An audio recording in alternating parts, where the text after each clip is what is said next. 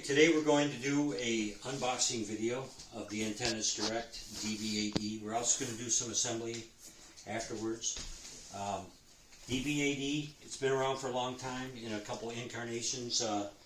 Before the digital transition in 2009, it was just the DB8, and after that it was upgraded to the DB8e. It was tuned lower for the lower channels to be stronger in the lower channels. Forget about the upper channels, they were gone anyways. And now I'm told that this new model has also been tuned lower for the repack, channel 36 and below. And I noticed something up here on the other side of the box. Maybe it's on that side too. Now with double the power and basically all the other things that they like to tell you, but 17 dBi peak gain. That's pretty good claim. So we'll test it later. And right now we're going to unbox it. And I find easier to let gravity do the work for you.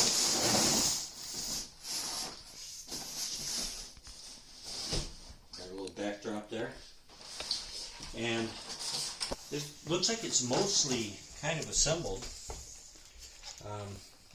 It's held on with these zip ties, held together with these zip ties. We'll take those out and we'll take a look and see exactly how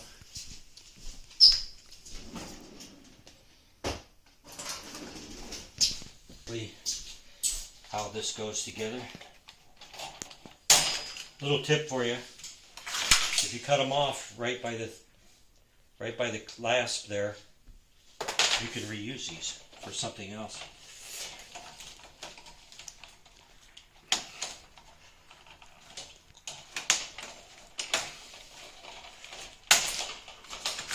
I gotta hand it to them. These are some pretty heavy duty zip ties, better than what you'd find at Harbor Freight, that's for sure. Okay, so here's the one reflector assembly. These are the elements. Basically, it's a 4-bay antenna, and the idea is if you need it for two different directions, say for like my market, I can aim one at Chicago, one at Milwaukee, and maybe get them both in. We'll try that later after we assemble it. We've got a couple cardboard boxes on here. Must be to protect. These are probably your phasing bars.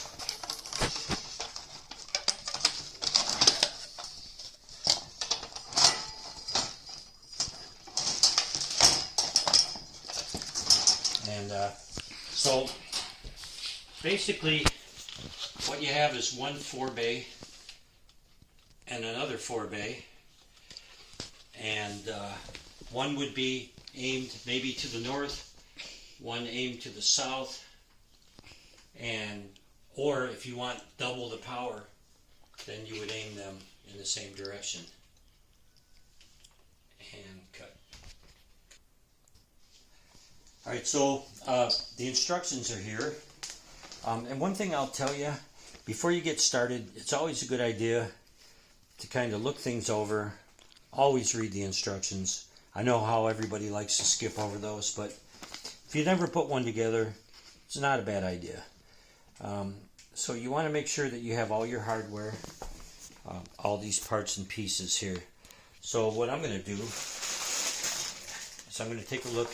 Now these two coaxial cables right here, they're here.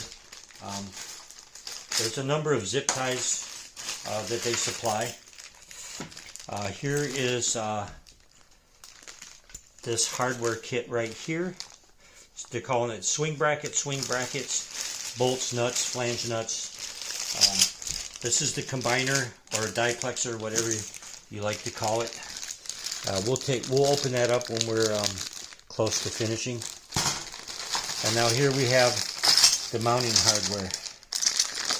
I see that there's a clamp here and several bolts, and we'll cut the bag open. We'll get started after we read the instructions. They look pretty simple. A lot of good pictures here. We're going to start out attaching the elements to the reflector panels, and so we'll get started on that in a second. Okay, so the first step in the instructions is to put the first 4-bay element onto the reflectors. So they give you the spacer, they give you the bolt, everything's together. I'm going to put the bolt through.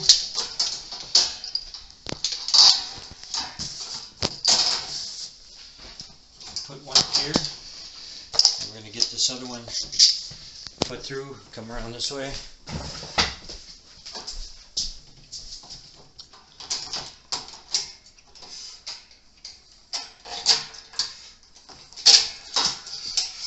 Got the nuts.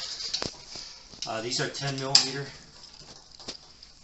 We're going to go ahead and need a lock washer, and we can flip it outside a little bit so you can see.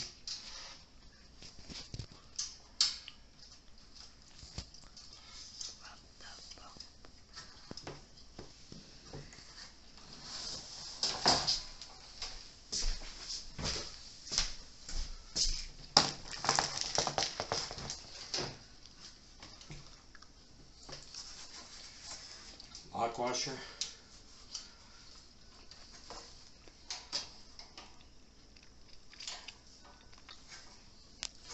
And the bolt seems to want to just hang up a little bit, so I'm going to give it a couple turns with the screwdriver. No big deal, right? Okay. And these bolts are just long enough, and that's probably the way it should be. If you got a bolt that's too long, you're going to end up getting possibly some corrosion. Here's my 10 millimeter wrench, and I love my ratcheting screwdriver.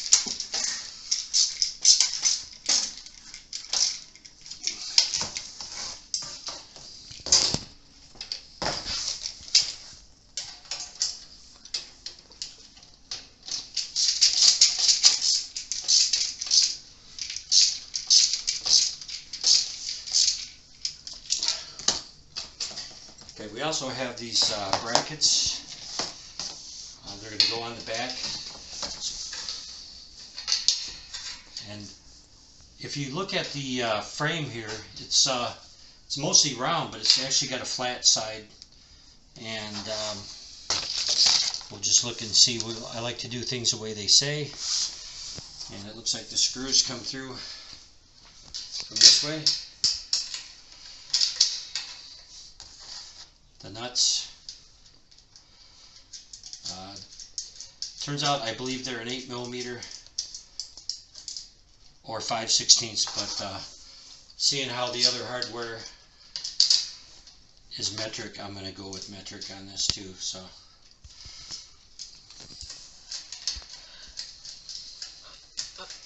I probably should have put this bracket on first, and that's how I'll do the next one. But I think I have enough angle on my screwdriver to actually go here from this way. And we'll just make sure that they're good and tweaked.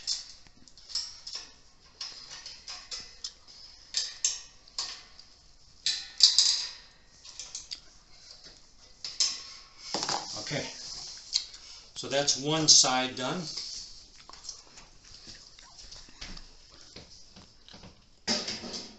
I could speed it up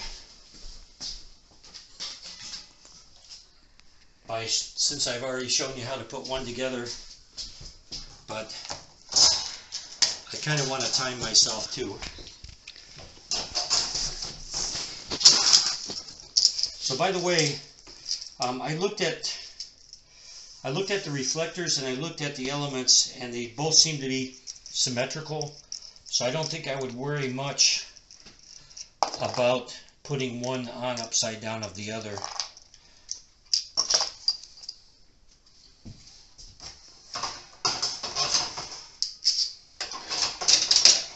So we're going to save this part for after this part because we learned something. There's an arrow stamped on here.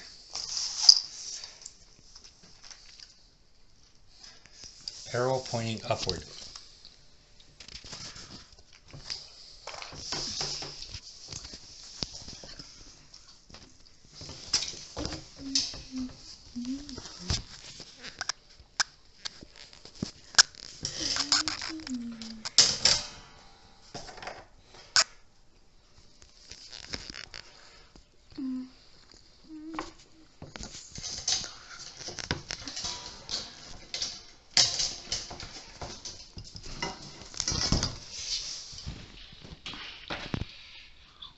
I was kind of wondering, arrow pointing upward kind of made me wonder, is this not as symmetrical as I thought? And I just got done, I was kind of glancing at the instructions, and it says those arrows have to point up when you're lining up the diplexer and the joining bracket, so we're okay there.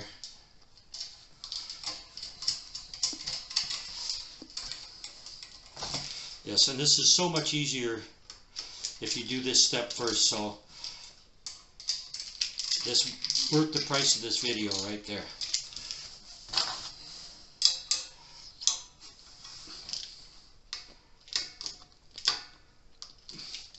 I was going to use my electric drill, but because everything's so new, everything seems to screw together by finger easy, so I'm not going to use that. So I'll put the long bolts through first.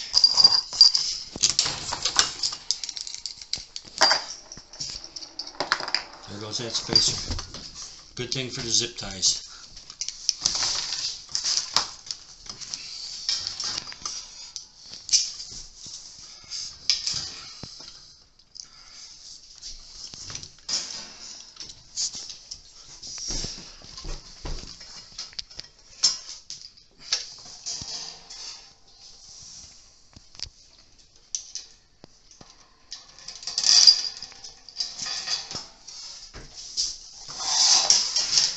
I bet you there's a few of you guys out there that can do this way faster than me.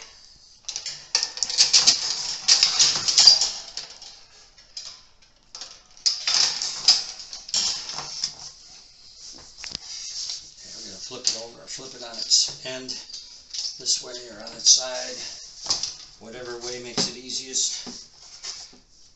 Put a lock washer on, a nut.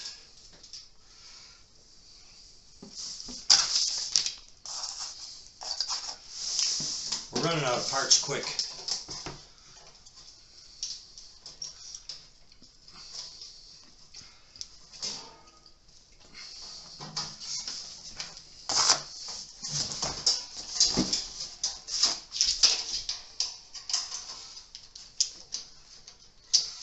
Just tighten up these long bolts.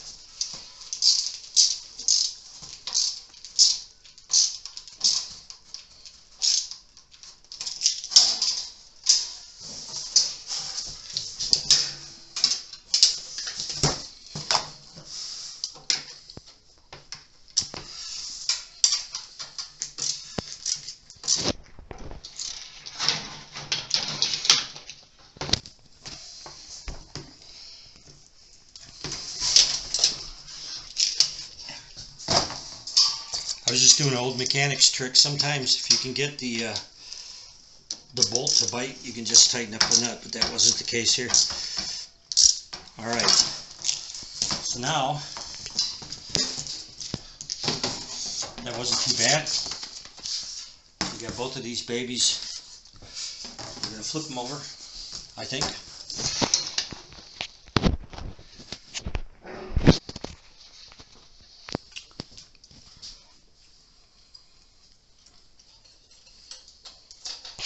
That rubber band's still here.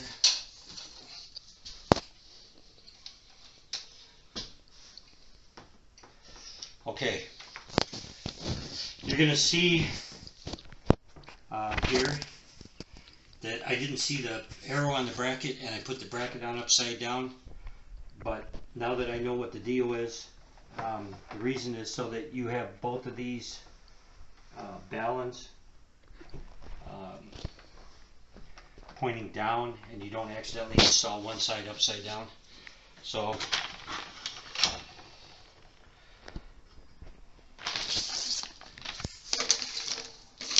the next part of the instructions.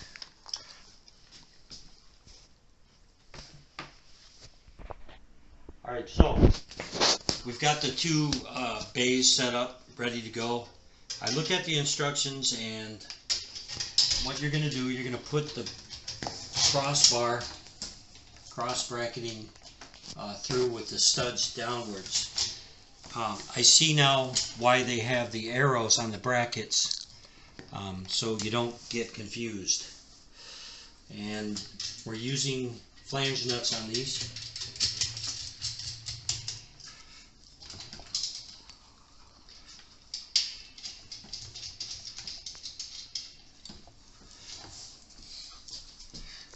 And it looks like it's intentionally spaced down here, so you, in the beginning, you could probably rotate it whichever direction you need to, and then once you tighten these nuts up, this gap will close here.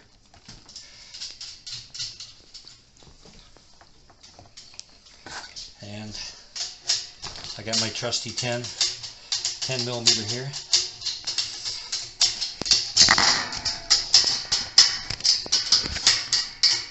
I know a ratchet would be faster. You're absolutely right. I'm going to leave it flat for now and worry about the direction later. I don't think this will make it up in the air today.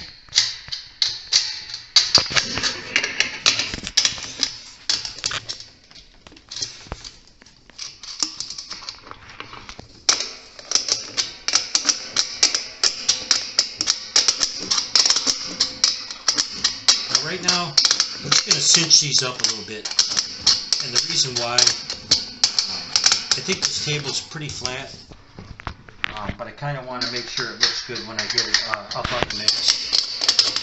So we're just cinching right now. Okay. Now, next step. So I went ahead and pre-assembled this because assembling it could be boring, but I went ahead and I screwed the these two cap connectors onto this. It comes out. You might find it easier to take it out, then put them on. Then of course you're going to shut the door on it. It's got a little latch here because it's going through these foam weather strips. It's probably going to be hard to latch the first couple times. But there it is, it's latched, and that's going to go on next. Okay, so it's time to put the clamps on. The diplexer goes downwards, or on the lower boom. So since we know that, then we're going to put this one here. Got some wing nuts. And I'm going to do like I usually do, and I'm going to cinch one up and leave one kind of loose. Mainly so it's not rattling around. Okay. Alright, now, judging by the instruction, the diplexer actually sits forward, so we're going to put these two long bolts through here.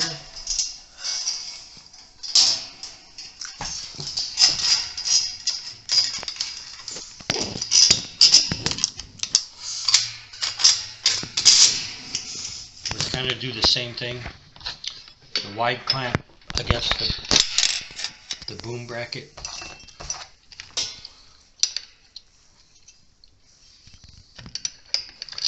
narrower clamp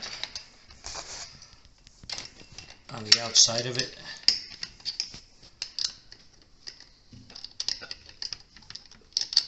I know this is frustrating to watch sometimes. You know, you think that wing nut's going to start right away.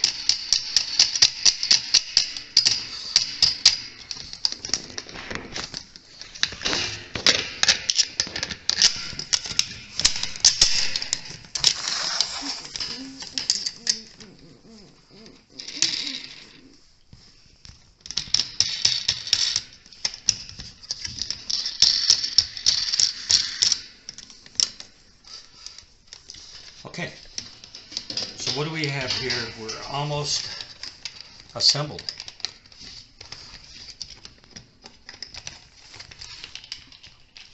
But we have to leave this loose. I'm going to turn it over.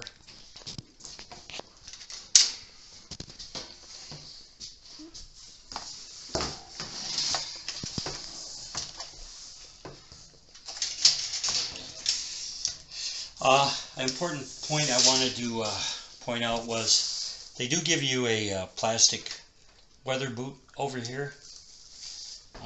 I like to use those, of course, everybody does. And here in the instructions, you can just put the coax cable right in front of the elements. It doesn't seem to matter. Weather boot up. Same thing with the other side, so we're going to go ahead and do that.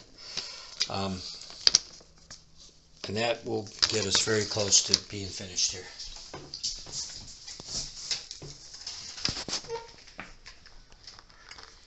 A lot of times I like to put a little dielectric grease on here. If you think you're going to have it up for a long time and you feel like you may have to take it apart, the dielectric grease will give you that advantage. It says right here, hand tighten only, and I believe that's good advice. A wrench can do some damage.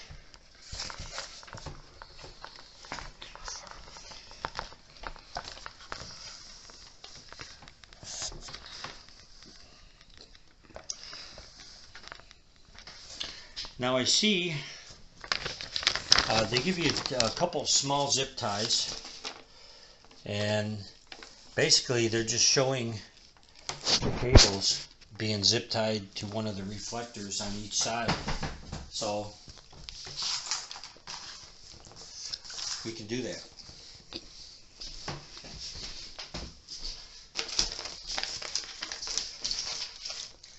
And if you look and see exactly where they go, it appears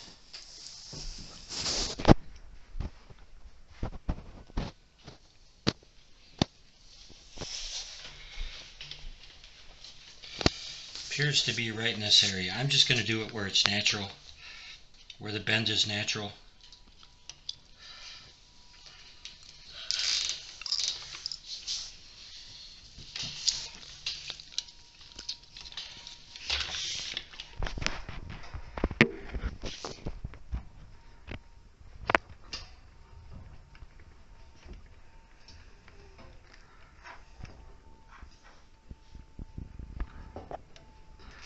Zip ties, one of the greatest inventions ever. Alright, so that looks like we're done.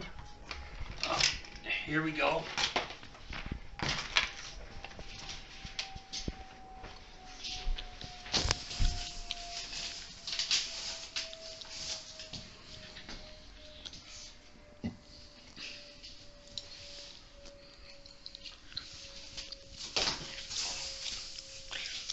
Pretty good sized antenna, but not too big. And I'll be happy to try this out in my next video.